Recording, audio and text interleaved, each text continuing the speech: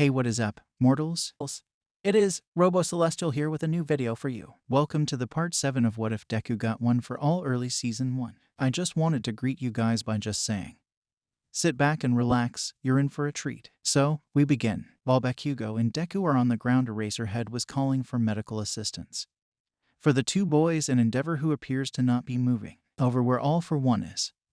His body has been ripped apart once the quirks were deactivated. He had no way to redirect the impact of the force. He is laying on the ground, his bottom half is missing. Tamura, who is about to leave through a portal, spots his master. He rushes over towards him. All for One is slowly regenerating part of his body. But the damage is so far beyond anything he has ever received that it will take hours at least. And by then the heroes will have captured him. He realizes this and grabs onto Tamura's arm. All for One, Tamura, it's time for you to receive a gift. This may be the last gift I ever give you, but it's been yours for a long time coming. Tamura, Master doesn't say that. You're going to be all right. We can get you. All for One, it's too late for that.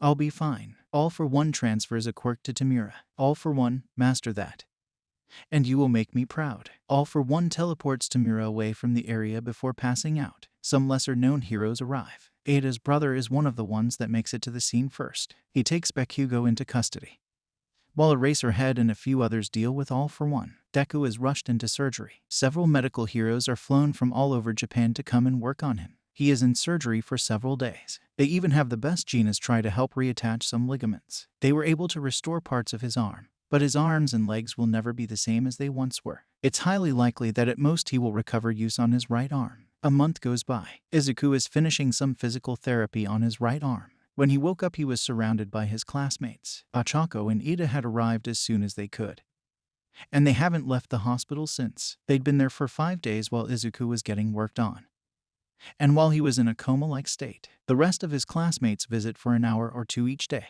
It was at one of these times that Izuku woke up. He was a bit dizzy after he woke up. He couldn't move his legs and one of his arms. The other was a bit numb and hurt to move. He asked to talk to Bakugo, but he seems to have been arrested by the heroes at the scene. Izuku was told that a court case for Bakugo would be coming up in 3 months. After a month of physical therapy, Izuku was confined to a wheelchair. It was at this point he was visited by Sir Night-Eye and his student. Sir Night-Eye: Izuku, this is twice now. Things haven't gone the way I was expecting. I used my quirk to see the future. Your future. You were meant to die on the operating table. Izuku goes pale and looks at his hand. Izuku, you saw my death, but you didn't try to stop me. Izuku has been a lot more depressed since his injury. He has had several doctors tell him that he won't ever be able to walk again, and even a recovery girl tells him there is nothing she can do for him. Eraserhead stops by once a day. He tells Izuku that if it wasn't for Izuku, the city would have been completely destroyed.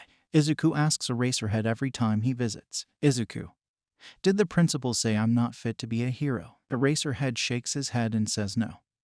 You'll always be welcome at UA. He thinks to himself, this kid more than any other deserves to be there. Eraserhead leaves. Eraserhead, with this new exchange student and a new teacher taking over All Might's old positions, I'm not sure if things will be ready for the UA Sports Festival. Over in Izuku's room, he is determined to be ready for the sports festival. He knows he only has one arm, but in his mind that's all he needs. He knows he can make All Might proud if he just tries that little bit harder. When Izuku is dismissed from the hospital, he returns home. His mother has been worried so much about him recently. She doesn't want him to go back to UA.